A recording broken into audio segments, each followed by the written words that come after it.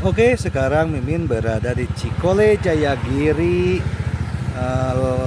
Lembang. Jumat, tanggal 17 November tahun 2023. Volume 1. Tolong selamatkan aku apapun yang terjadi. Bab 6926 sampai bab 6930.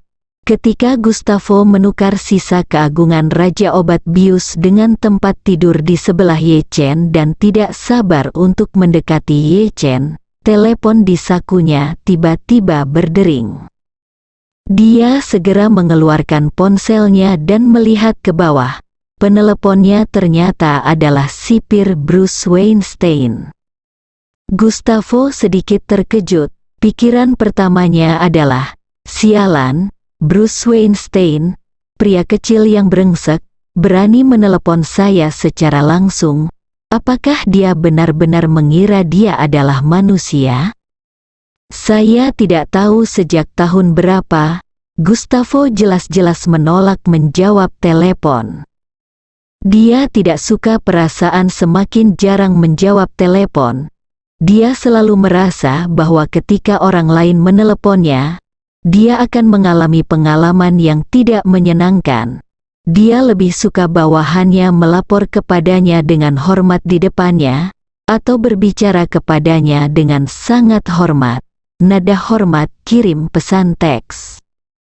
Tentu saja dalam memberi perintah, dia tetap lebih memilih menelepon karena menyukai kenikmatan keluaran langsung. Semua orang di sekitar Gustavo tahu bahwa dia tidak suka menjawab telepon. Jadi dalam keadaan normal, dia akan mengirim pesan terlebih dahulu, dan itu harus dimulai dengan Tuan Sanchez yang terhormat. Sama seperti Bruce Weinstein, dia melakukan panggilan telepon langsung. Dia belum pernah menghadapi situasi ini selama beberapa tahun. Jika Gustavo menerima teleponnya sebelum hari ini, dia akan segera menutup telepon. Tetapi kenyataan bahwa dia hampir dibunuh oleh Joseph hari ini membuatnya merasa sedikit waspada terhadap lingkungannya dan takut akan hal yang tidak diketahui. Jadi setelah memikirkannya, masih terdesak tombol jawab. Namun, nada bicara Gustavo jelas tidak senang dan dia bertanya, "Bruce, seharusnya aku memberitahumu untuk tidak meneleponku pada hari-hari biasa. Kenapa kamu tidak bisa mengirimiku pesan dulu?" Bruce Weinstein berkata dengan sedih, "Tuan Sanchez, apakah Tuan Ye bersama Anda hari ini? Saya memiliki sesuatu yang mendesak dan saya perlu meminta bantuannya." "Tuan Ye?" Gustavo bertanya dengan heran. "Apa yang Anda lakukan dengan Tuan Ye?" Ye Chen, yang berada di tempat tidur di sebelahnya, mendengar ini dan duduk dari tempat tidur, berkata kepada Gustavo, "Ayo, berikan aku teleponnya." Gustavo dengan hormat menyerahkan telepon kepada Marvin. Ye Chen mengambil telepon dan bertanya sambil tersenyum, "Tuan Sipir, apakah Anda ada hubungannya dengan saya?" Bruce Weinstein bertanya dengan cemas, "Tuan Ye, apa yang Anda katakan hari ini? Hal yang lebih menakutkan tentang seorang pria yang terlalu keras. Pernahkah Anda menemukannya sebelumnya?" Ye Chen tahu bahwa dia pasti kesakitan sekarang.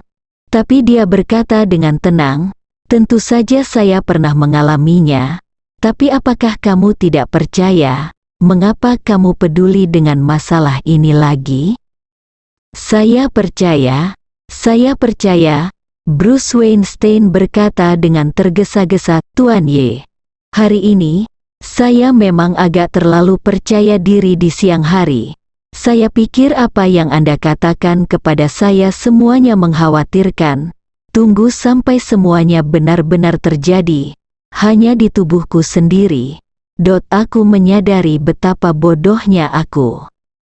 Saat dia berbicara, dia memohon dengan berlinang air mata, "Tuan Ye, tolong selamatkan saya apapun yang terjadi. Jika Anda tidak menyelamatkan saya mungkin benar-benar tamat. Ye Chen berpura-pura terkejut dan bertanya, apa yang sebenarnya terjadi? Tolong beritahu saya perlahan. Bruce Weinstein terisak dan berkata, sejujurnya, Tuan Ye, Tuan Sanchez mengatur dua wanita cantik untuk saya malam ini. Tapi saya tidak tahu apakah saya terlalu bersemangat atau ada yang salah dengan tubuh saya. Area itu tiba-tiba membengkak. Saya tidak tahan lagi. Rasanya seperti saya menelan 10.000 pil Viagra. Sekarang situasinya semakin buruk. Dokter di rumah sakit Manhattan mengatakan bahwa jaringannya akan menjadi nekrotik dan satu-satunya pilihan adalah mengamputasi. Saya bertanya-tanya jika kamu bisa menyelamatkanku. Ye Chen tersenyum. Tampaknya segala sesuatunya telah berkembang ke arah yang dia rencanakan.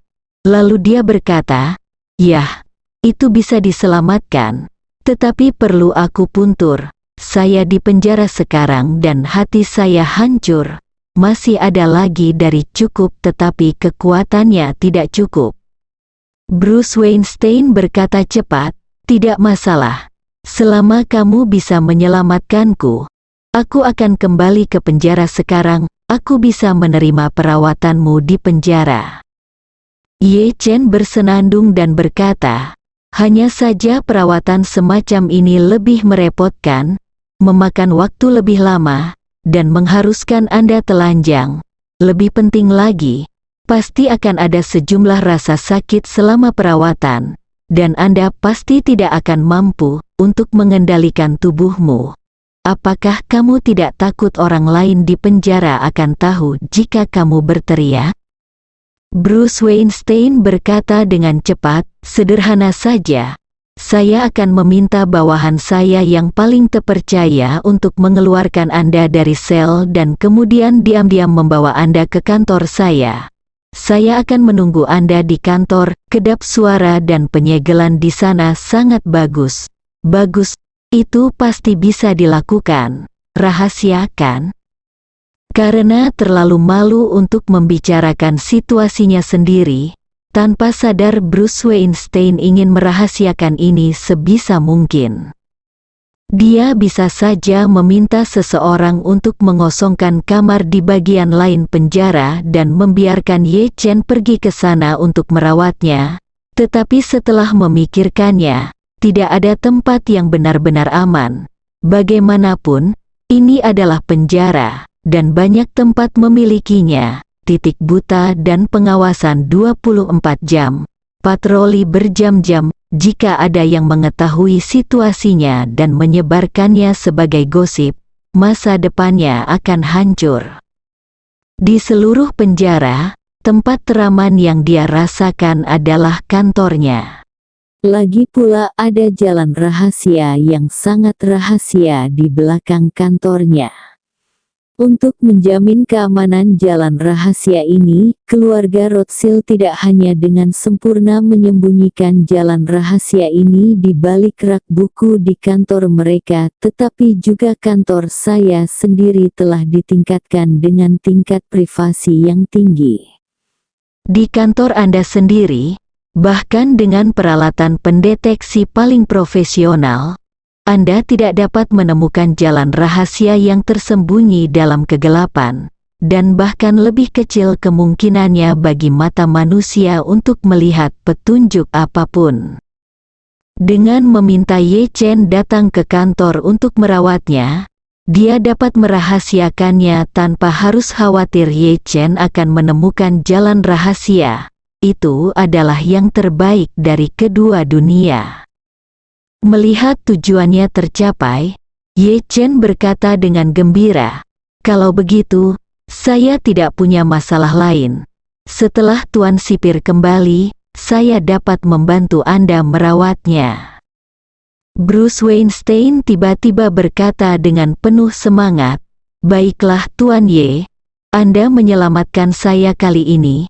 Saya akan melakukan yang terbaik untuk membalas kebaikan Anda."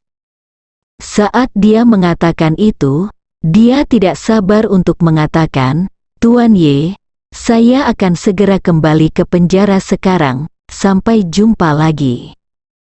Ye Chen bersenandung, "Oke, sampai jumpa lagi."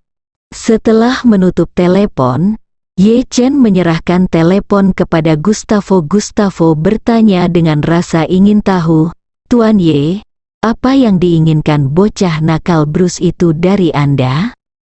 Ye Chen tersenyum dan berkata, "Ada yang salah dengan tubuhnya dan ingin aku merawatnya." Gustavo bertanya dengan heran, "Apa masalahnya? Bukankah ini terlalu sulit?" Ye Chen tersenyum dan berkata, "Dia bilang itu seperti meminum 10.000 pil Viagra." "Sialan," Gustavo berkata sambil tersenyum, "Tuan Ye pasti akan mengambil foto untuk membuka mata saya nanti." Ye Chen bertanya dengan rasa ingin tahu, "Jadi, kamu pandai dalam hal ini?" Setelah itu, ia berkata kepada Din yang berada tak jauh dari situ, "Din, Pak Sanchez punya hobi yang sama denganmu. Mulai sekarang, kamu harus melayaninya dengan baik setiap hari. Kalau kamu berani mengendur sedikit pun, aku akan melakukannya, menghancurkanmu dan menjadikanmu nol seumur hidupmu." Din begitu ketakutan hingga hampir terguling dari tempat tidur. Entah dia diminta melayani Gustavo atau diminta menjadi nol di kemudian hari, itu adalah siksaan yang tidak bisa diterima baginya. Gustavo juga panik dan anusnya menegang, dan dia dengan cepat melambaikan tangannya dan berkata, "Tidak, tidak, Tuan Ye, bukan itu yang saya maksud. Saya seorang heteroseksual standar. Saya hanya mencintai wanita sepanjang hidup saya. Perlakukan saja apa yang saya hanya mengatakan." Bersambung.